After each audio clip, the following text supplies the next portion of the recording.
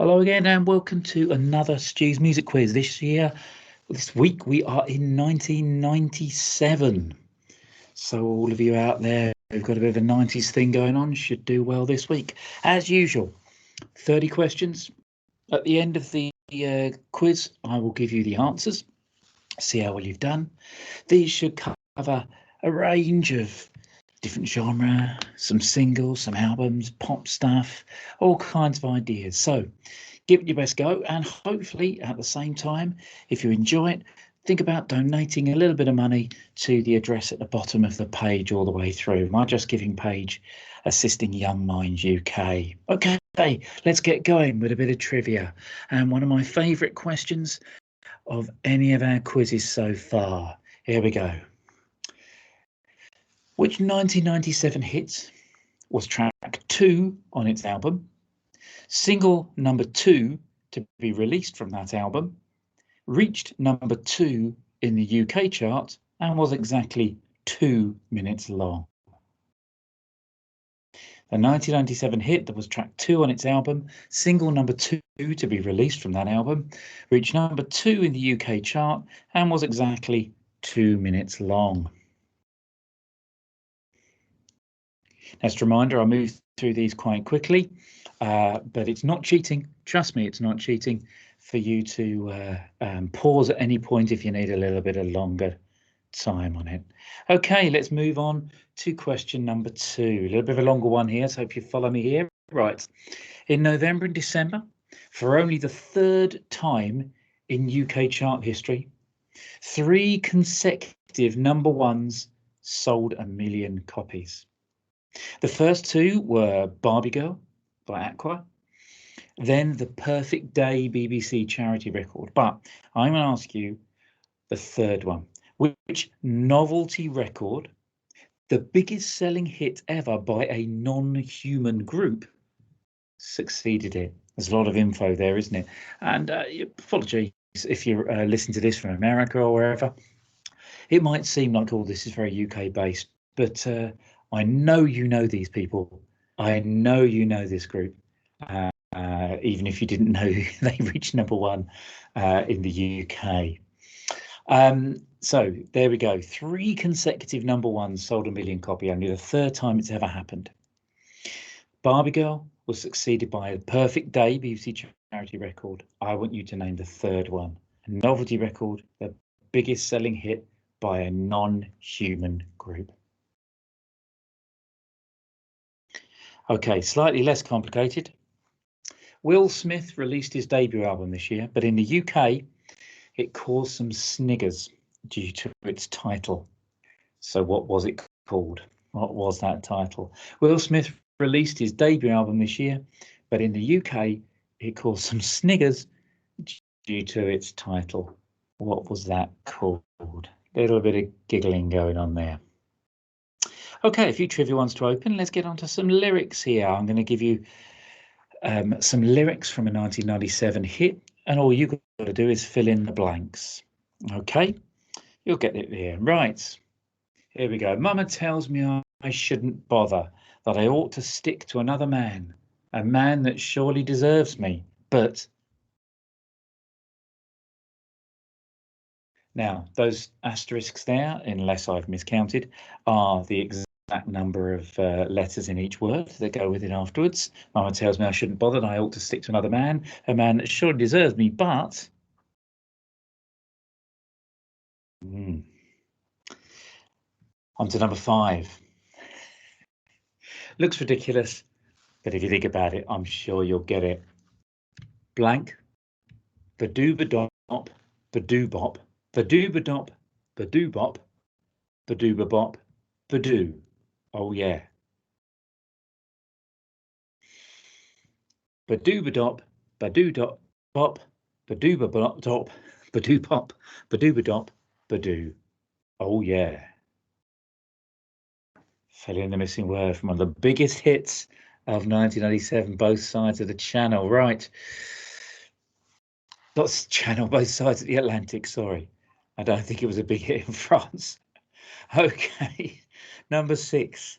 Carry on then, and again, another one that was a hit both sides of the Atlantic. He drinks a whiskey drink. He drinks a vodka drink. He drinks a lager drink. And then what kind of drink does he drink? Whiskey, vodka, lager, then what? Sure, you recognise the song, but do you remember the drink? And number 7, last lyrics for this week. Another massive song. You and me, I can see us dying. But what comes next? You and me, I can see us dying. But what comes next? Like I say, all big hits. See how you can get on with them. Right, onto some album covers. So I'm going to give you some album covers from albums released this year, but with any reference to the title of the album or of the group or artist blanked out. Let's have a look. Here's the first one. Big fingerprint there. Nice bit of green. But who is this and what is the name of the album? A little clue for you is a bit of a electronica there, really. Bit of electronica. Okay.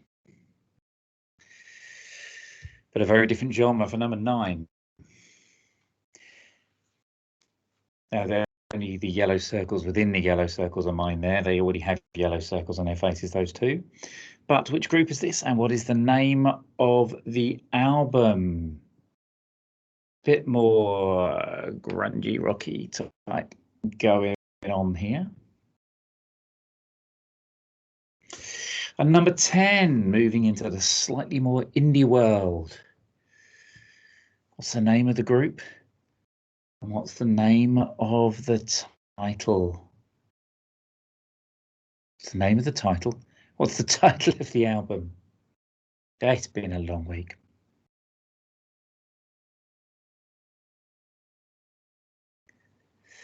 And finally, this classic album. What's the name of the group? What's the name of the album? There we go. Okay, now, the 90s were a huge time for girl and boy bands, and it seemed to hit a bit of a peak around this time. So I'm going to give you a few questions now based around girl and boy bands. See your knowledge of that genre. I'm sure you'll love them. Here's a number 12. Who told us to slam dunk Da Funk in 1997? A lyrical masterpiece. I think they quoted Shakespeare at some point in it. Who told us to slam dunk Da Funk in 1997? Number 13. Who became the first act to have their first 6 singles reach number 1 in the UK? Huge across in the States as well. Huge all over the world. Who became the first act to have their first 6 singles reach number 1 in the UK? Forget how huge they were. It was their year. Blimey, I tell you, it was their year. 97 was. Back to the US. A US boy band. Which US boy band, who according to Billboard sales are the most successful of all time, released their second album this year, announcing they were back. US boy band, most successful of all time, released a second album, announcing they were back.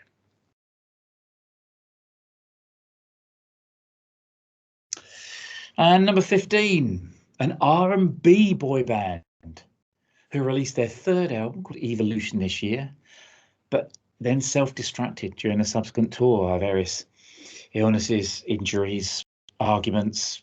Oh, I don't. It sounds like hell to me. Don't think the album did quite as well as their previous ones, so they were on their way out. An R&B boy band, third album, Self-Destruction. Okay, we've reached halfway already. Next round, I'm going to give you some cryptic clues to albums. of 97. You've just got to work them out from the pictures. It's not so much as say what you see as much as just work out what I'm getting at. What's going on in the crazed mind I have. You're going to put these two together, these pictures. Okay, they're not separate. Put these two pictures together. Go on the phone's talking to the other one. What's the name of this? Possibly in my mind, the best album of 1997. Certainly in the top two. What about number 17? Remember, you can pause these if you want to take a little bit longer. You ain't cheating, trust me. Two more pictures here. What have we got on the left? And what's happening on the right? A terrific album, this one as well. Okay, and what about this one here? Again, the two pictures are together.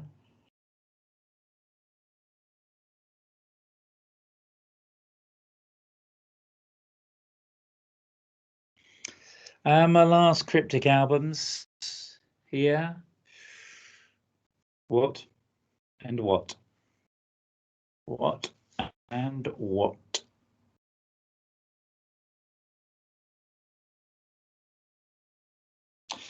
Okay, time. Now you'll hear some shuffling coming from me here because I've got to make some adjustments. Oh, did you hear that? Some adjustments got to go on here because this is time for the Name That Tune round. Now, the Name That Tune round, for those of you who aren't aware, I've done this before, to get past the stringent copyright laws which do not allow me to play any music in a music quiz, I have to play the music myself. So what I do is I take a tune or a selection of tunes and I play them to you on the piano. Now the twist is I'm not a very good piano player.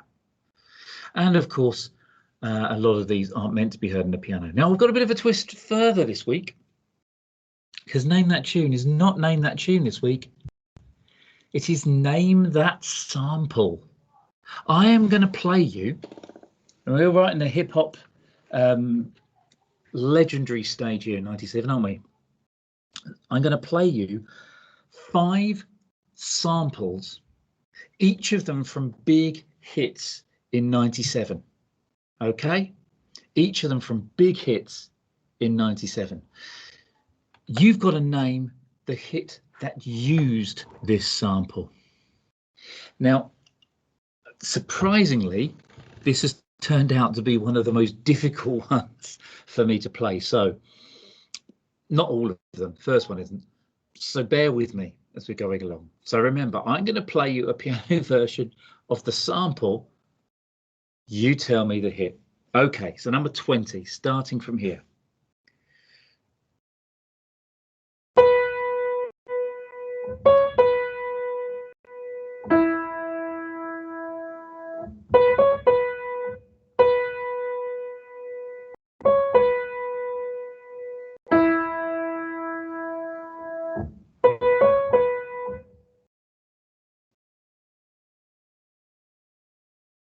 So number 21, you'll have to bear with me on this one. This is not easy, and I've been having trouble with this one.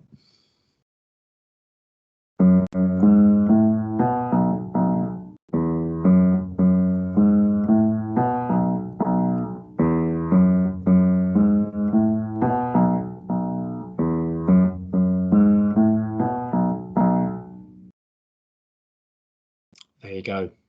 I managed it. Not going to tell you that was my third take either, but there you go. Told you I can't play it. Right. Number 22. Which 1997 song used this sample?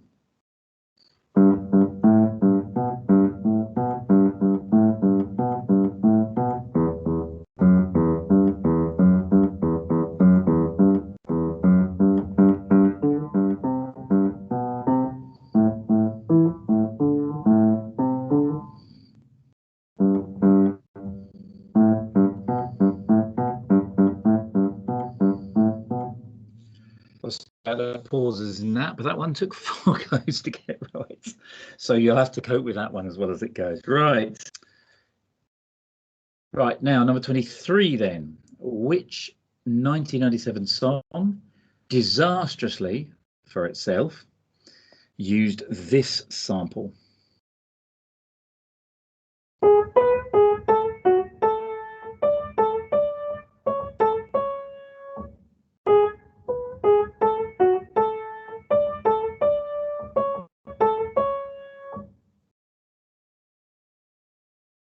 There we go, number 23.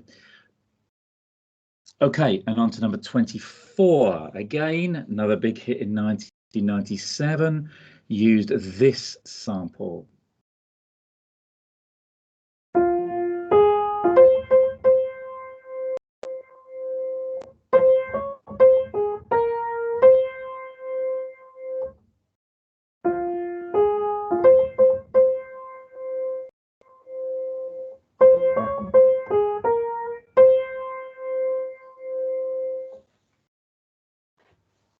Okay, so there's that name, that sample around. I'll just readjust the mic. Oh, back away there. Right. Let's move on from that hard round. That was tough to play for me there. I know it probably wasn't tough for anyone else, but there you go. Maybe I won't do that round again. Right, number 25. Let's move on there. Okay, introduced these last week. Name the album. There's a bunch of clues here of various different kinds. I do recommend you probably pause and have a good think about this for one of the albums of the year. All you have to do is name the album from those clues.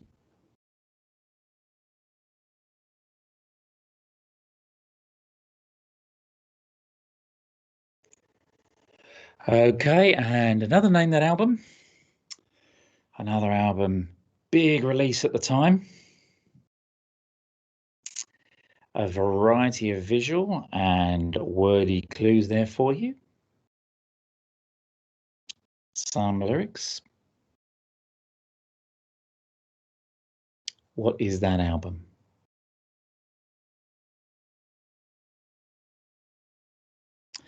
Okay, let's run into the end of 97 with a few more trivia questions. Number 27, the UK won the Eurovision Song Contest for the last time, as we speak presently, with which song? In 97, the UK won the Eurovision Song Contest. What's the name of the song?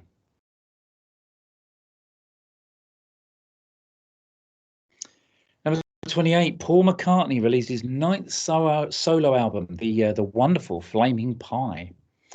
But where did the title come from? If you haven't heard it, I strongly recommend you to listen to the album. But I'm asking you, where did the title come from?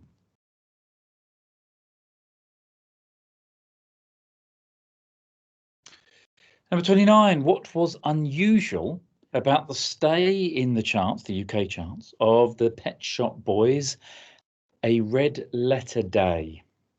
What was unusual about the stay in the charts of the Pet Shop Boys, A Red Letter Day? It only happened once before.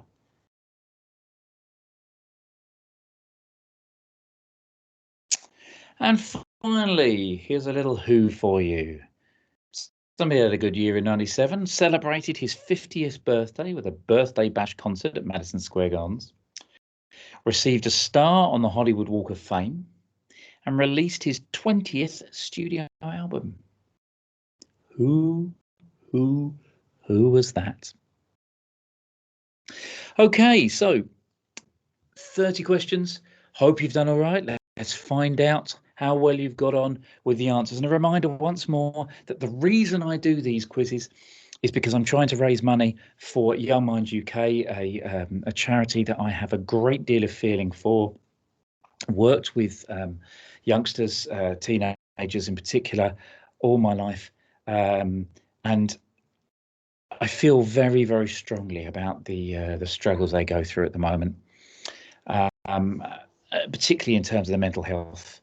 You know, we all remember being teenagers.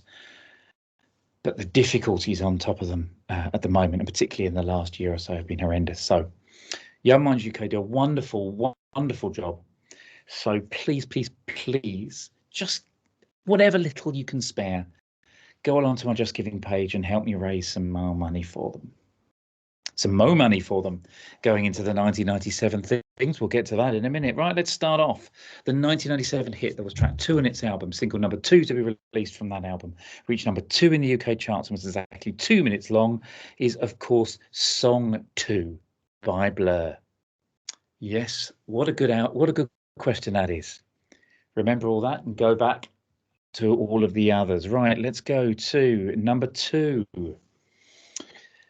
The third time in UK history, 3 consecutive number ones sold 1 million copies. Barbie Girl, Perfect Day, and what? The biggest selling hit by a non-human group. It was the Teletubbies. Teletubbies say eh-oh. Teletubbies say eh-oh. Okay. Number 3. Will Smith released his debut album this year, but in the UK it caused some snigger due to his title. It was Big Willie Styles. Those of you who may not be in the UK may not understand that. Your Willie is, well, it's something us men have. Okay, number 4. Completing the lyrics. Mama tells me I shouldn't bother. I'll just stick to another man, a man that surely deserves me. I think you do. This, of course, from the previous year's Romeo and Juliet film, was Loveful by the Cardigans. Now, what about this? Look, completely confusing, completely all over the place. And what have we got? It's MMMBop, of course, the huge Hanson song on the biggest selling debut singles of all time. MMMBop, ba-doo-ba-dop, ba-doo-bop, ba-doo-ba-dop, ba-doo-bop, ba-doo-ba-dop, ba-doo.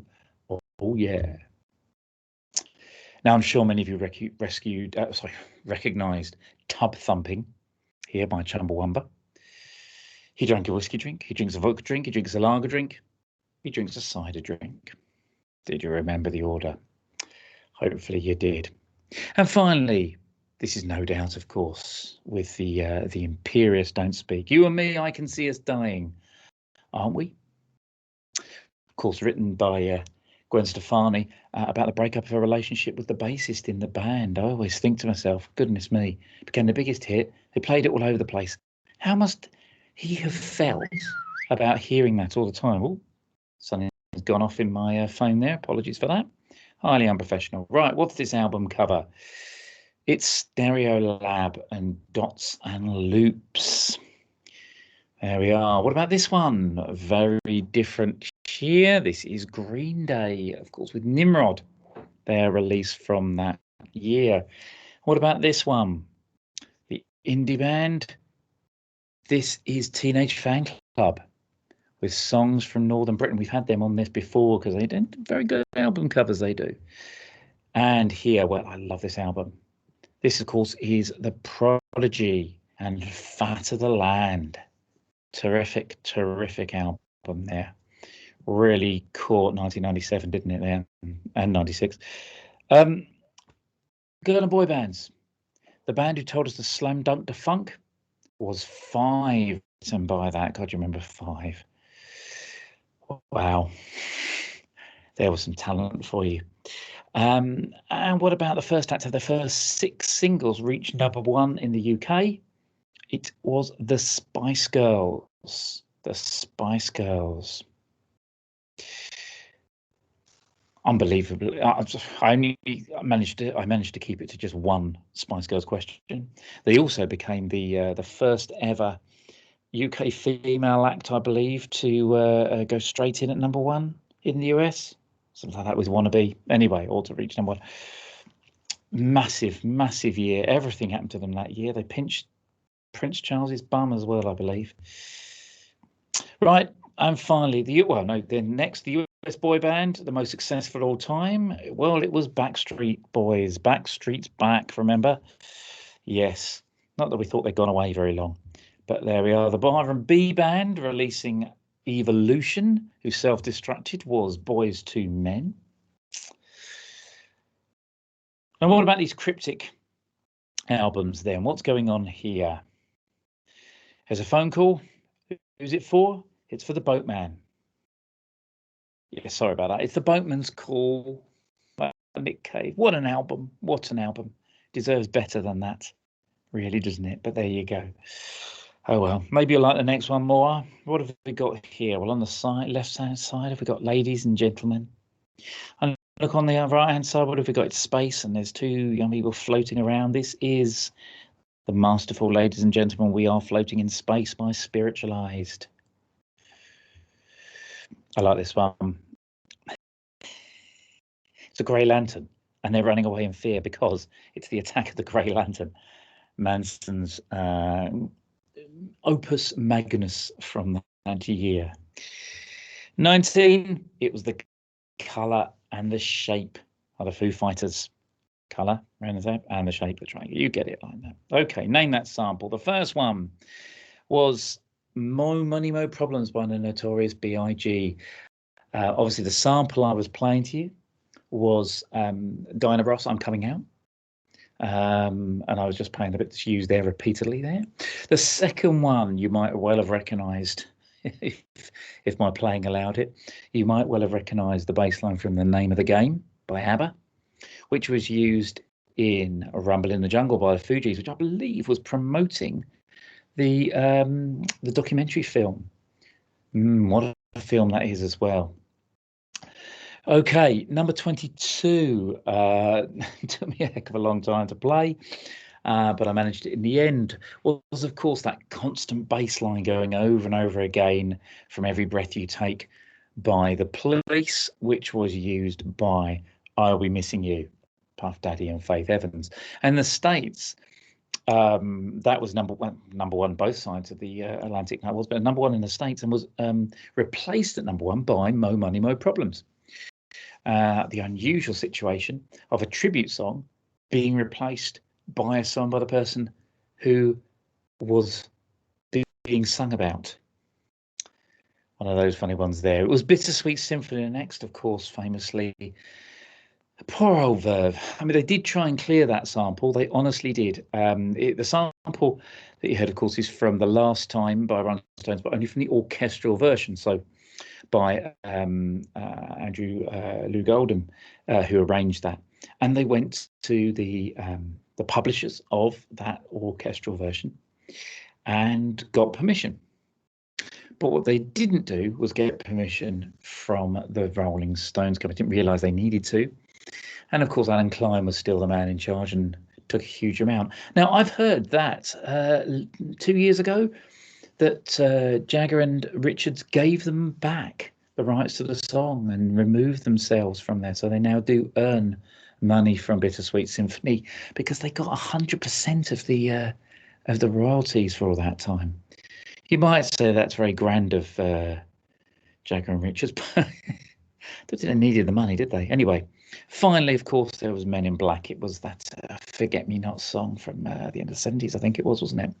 That was constantly used in that promoting the film. Right, number 25, this album, what have we got here? We have a small bit of the cover in the top left there. We have a quote from the lead singer next to it about the paranoia they felt at the time, all that. We had Zaphod Beeblebrox in the bottom left-hand corner because it was a line from him that was used to give the name to the album. We have a collection of lyrics from the album. We have Romeo and Juliet because one of the songs from the album was used in that film version of Romeo and Juliet. And we have a man hitting, or a dummy hitting an airbag. Why? Because it is OK Computer by Radiohead, which opens with Airbag, exit music for a film. It comes from Zaphod Beeblebrox, blah, blah, blah, blah, blah. You get it. This is what you get when you mess with us, Karma Police. What about the next one?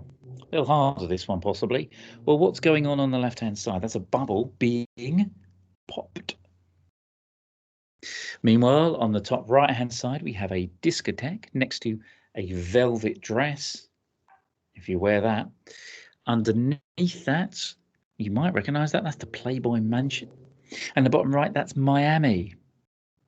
Those are all songs coming from the album with the rest of the lyrics there. Pop by U2. Okay, let's get through the last few here. The Eurovision Song Contest. Which song won it for them? It was Love Shine a Light by Katrina and the Waves. The last time probably ever the UK could ever win the Eurovision Song Contest now. Flaming Pie, where did the title come from? Well, famously right back in their early days, John Lennon told Merseybeat this story in his very wordy way about how they came to be named the Beatles, claiming a man came to him in a dream on a flaming pie and told him, "You will be Beatles with an A." And Paul McCartney's never one, of course, to trade in on his Beatles background, is he? Wonderful album, though. The Pet Shop Boys, a Red Letter Day, brilliant this. It came straight in the top 10 and then went straight out the top 40 the following week. 1 week in the top 40, bang into the top 10, bang out again. Only ever happened once before that. It's happened a few times since, but only ever happened once before that.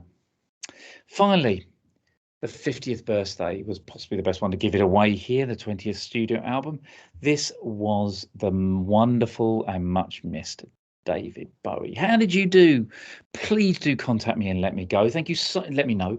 Thank you so much for taking part. There'll be a new quiz next week on whichever year we're doing. Remember, these years come from the fact that kind of affiliated with Richard Shaw's 5 songs from a year, where he gives us a year each week. We go away, listen to a load of albums and come back with our favourite 5.